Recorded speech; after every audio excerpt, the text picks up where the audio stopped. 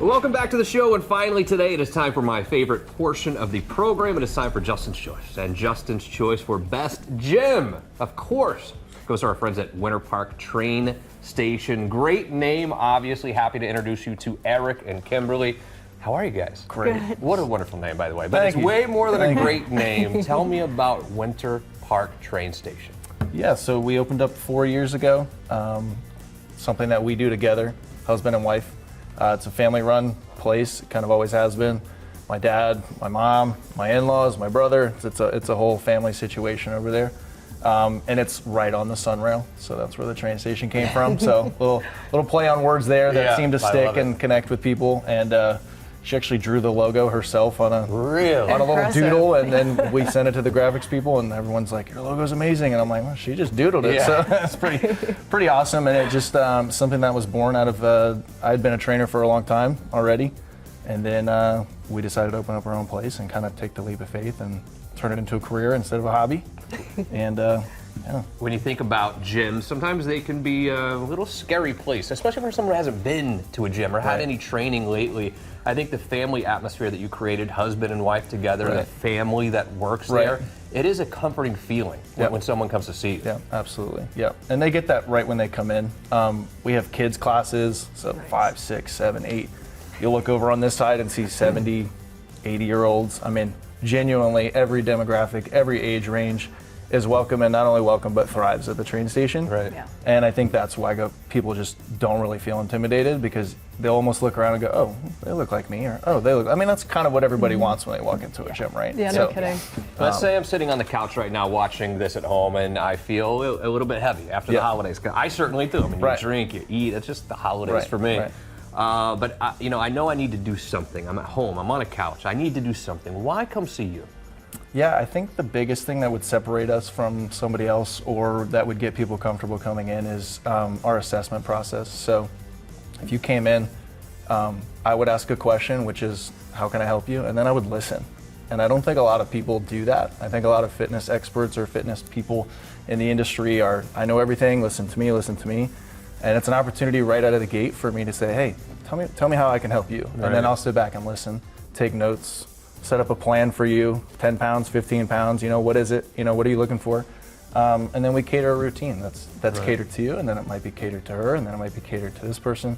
But it's very personal that way, and you get that from the moment that you're there. I think that's important, Kim, if you think about it. I mean, one size doesn't fit all when it comes to fitness. I mean, you really need to listen to your customers, your clients, and figure out what's going to work best for them. That's what you do. It's it's an amazing thing over there. So who comes to see you? Is this anyone? Is this young people, old people, anywhere in between? And is it just personal training, or do you do other things? Yes, it's mostly personal training. We offer classes as well. So a lot of people will kind of graduate towards that. They'll be with me, kind of getting their feet wet, so to speak, understanding foundational movements, strength and conditioning. And then that can morph into, "Hey, I've got a really busy schedule. I can't make it on your time slots anymore. Can I just come in and do my own thing?" And they've kind of been through our foundations, and they understand, and I have confidence that they're not going to hurt themselves, right? And they know what they're doing. So that's kind of like another option. But yeah, I would say 90% of what we do is one-on-one or one-on small group personal training with people. Got it. So let's say that we haven't worked out in a while. Maybe it's been a year, 2 years outside of a gym, haven't really done much. And there are a lot of people out there like that. We have kids, we have work, and that's just unfortunately a normal thing for a lot of people. You don't want to overdo it, probably. I need to set a goal for myself. I don't want to go back 7 days a week, 3 hours a day, probably. For someone who hasn't been back in that world lately, what is a good starting place? Yeah, so we start them off with, "Hey, what do you have available? 2 days a week? Can you make a commitment to 2 hours a week? 3 hours a week, something like that." And most people can when they really move their schedule around. No matter how busy it is, they can afford 3 hours a week. Yeah. And then we'll just set it up accordingly, and then there will be a natural progression for them. Starting off with simple things, getting them back in the groove, getting them back in the feel of things, and then we just progress from there. But we have a plan every 30, 45, 60, 90, we set it up so that they know, okay, I'm supposed to be hitting this target by this date. Okay, we didn't hit it, that's all right. Or you missed a few days because you're out of town or you were sick or whatever, that's okay too. We'll just get right back on track, and it's kind of all planned out for them so they can see it, How important is diet to go along with the exercise? Yeah, very, very important. That's probably the most difficult part of being a trainer, is everybody wants just, I worked out really hard. Okay, great, how's the nutrition? Pizza. Yeah, can we just work a little harder because nutrition's not that good. But that's something that we talk about, and I get pretty open and raw with people about that too, from the day that they come in. Of, hey, are you willing to change, or do you just wanting to change? Are you willing to make some adjustments?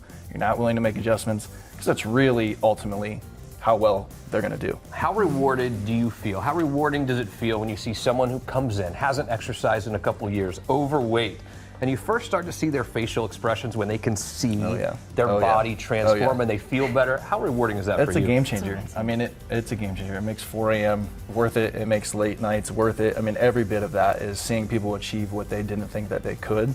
I think my favorite part of that subset is people who thought, oh, I was an athlete at some point in time, and I'm just kind of past all that now. But then seeing something click in them and going, oh man, I am getting strong. Oh man, you know what, maybe there's a little bit of athlete left in me, you know? And that's at any age. That's at 60, that's at 65, that's at 70 going, yeah, okay, I can play golf, or I can do this, or things that they just kind of wrote off as not an option.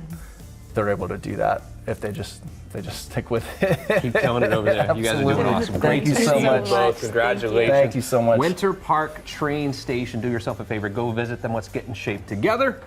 This is the heaviest you're going to see me this year, Makaila. I assure you. You look great. I'm the problem here. Great job today. Thanks. And we're going to get in shape this year together. Yeah, we both need to work out, I think. Special thanks to our WKMG-based crew. As always, you guys are the best in the business. Mostly thank you for joining us here this evening and every Saturday for Best of Central Florida.